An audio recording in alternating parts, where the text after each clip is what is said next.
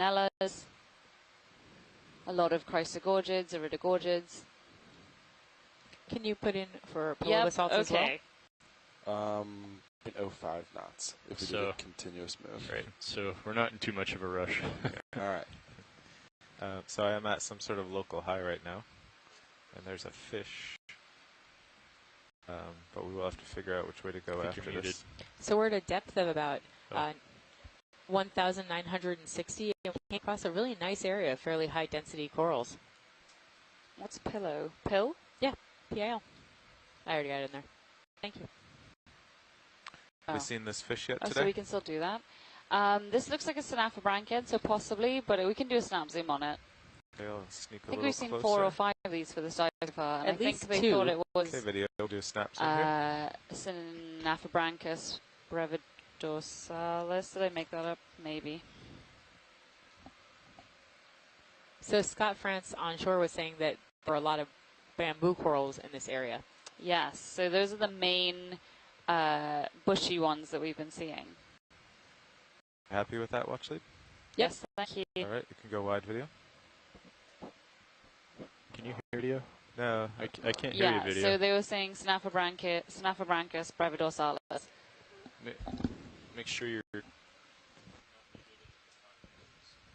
I'm really I don't want to say somewhat convinced. I'm beginning to believe that some of these definitely are pillow basalts, not all. In the last 5 minutes? But just several of them do appear to have the correct morphology, even when accounting for sediment and manganese crust. She thought we were just ignoring her. Why aren't you listening to me? You got a coral or sponge or something off to your right. One of the discussions we had earlier in the day was how old the seamount is. So we believe it's from the Cretaceous, and that's a fairly big period of time. It basically is somewhere between 65 million and 145 million years old. So the rocks themselves, probably pretty old. I don't think any of the corals are probably 65 million years old, though. I definitely don't think so. I mean, maybe some of the fossil ones which we're seeing on the seafloor covered in manganese crust, but I don't, again, I still don't think they're that. No, I would agree. They would be really, really, really, really, really thick crusts then. So your heading is like 225. Yeah. But it's been very interesting taking a look at these, at this substrate, looking at these manganese crusts. And as Chris was just talking about, this is sort of a far edge of the prime crust zone. And this area has a lot of nodules and a lot of ferromanganese crusts. And could be an area that is of interest for mining in the future because of its density and amount of rare earth metals, as well as some more common metals that are becoming scarce on land. Of 40 meters at so just to finish what Chris was saying, at 0.2 knots. This area is on the western edge of the prime crust zone. Copy. Thank you, Bridge. And so this is an area where the crust is thickest and also the most commercially attractive in terms of metal content. And let me know if luckily here we're... Could we look at... Come down a bit. He's back. Yeah, we did. I wonder if we could look at that thing that just went off to the left there that was on the side of the rock. Couldn't tell whether that was a sponge or a very different coral. Sure. Slightly to the left of where we are now. We thought we'd lost you, Chris, but okay. So pilots. Yes. You go for it. Can you just a little bit to the left? We're looking for either a sponge or a coral that we don't know what it is. Okay. First, I just wanted to get a quick zoom on this object in the middle. Video, could you zoom on this rock? Okay, zooming in. Might be a fallen Is it another dead sponge? Oh, it's a leaf. No, so it's a leaf? No, we don't get leaves down here, people. No, but they... Oh, wait, a sunken one. Rock or something. No. So this is a sponge skeleton. Okay, gotcha. All right, you can go wide. Okay. And that was much. We do get leaves down here sometimes. Yeah, once in a while you see. Some pieces of wood and some leaves and some seagrass and other things. Okay, turning back for a sponge on a stalk, maybe. Or was it this round one? Oh, so I think he must be the one in the distance. The round one quite far away. Okay, quick zoom on this jelly video. Okay. Is that what that was? I was wondering what the little white thing was. Doesn't get much more centered. Oh, is that so one this of those is a dandelion things? So this is a dandelion or a type of siphonophore. Wow, look that at all those really, little really different than the one we saw yesterday. It's an interesting it mode actually of propulsion. Looks like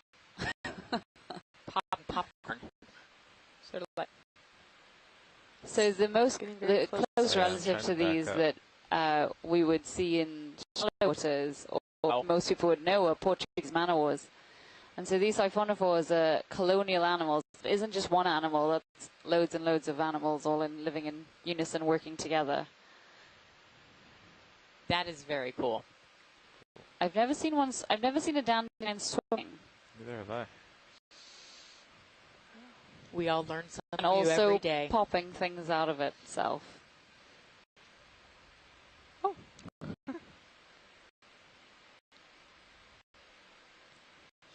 Usually they'll see them settled on the sea floor, and they would have loads of these strands extending out in all directions, 360 degrees around them, and anchoring them in place. Right. So why is this one on the move? I am sure. Maybe it didn't like where it was living, and so now it's moving. I feel like we've had a lot of animals today that are not happy with their locations. No less than, 3 ophiuroids and or sea stars that have jumped off and grass is all green. Yeah, gone somewhere else today.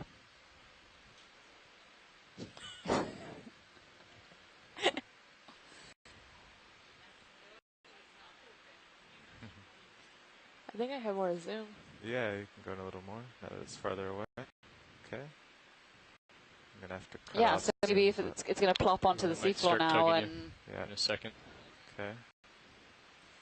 It's shedding a lot of itself, or babies, or something.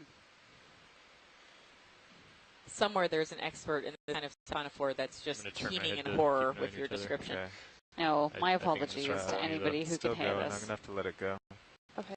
Okay. Okay, so that coral / sponge yes. in the distance, please. There we go. Full wide. Thank you. Okay, I'm going to come back to our direction of movement. Okay. Just want to push forward. Yeah. Pushing forward. Wow, that thing took me on a journey.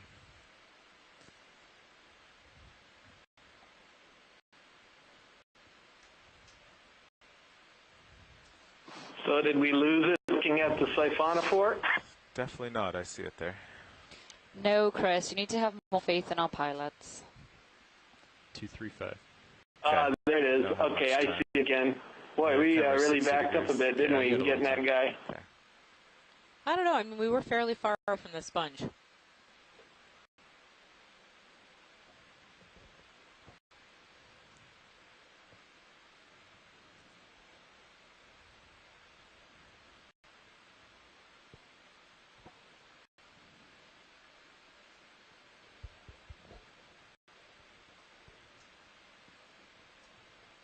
All right, starting to look down at you. It almost looks like it could be octopus, but maybe not. It's no, don't get our hopes up. It's a sponge. Okay, video. Let's get a zoom from here. Which is exciting.